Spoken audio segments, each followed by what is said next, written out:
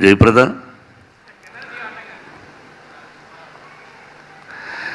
నిన్ను గురించి చెప్పను కానీ జయసుధ నాకు సహోదరి, బట్ జయప్రద మాత్రం కాదు.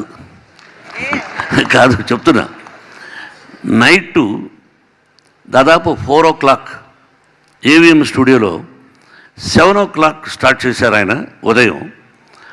రాత్రి 4 గంటల వరకు షూటింగ్. అప్పుడు తను నేను లాక్కెళ్ళిపోవాలి. కృష్ణరాజు గారు హీరో. అల్లురామలింగ గారు వచ్చి, అయ్యా ఈ అమ్మాయిని ఎలా లాక్కెళ్తారు, ఏదైనా ప్రాబ్లం వస్తుంది కదా అన్నాడు.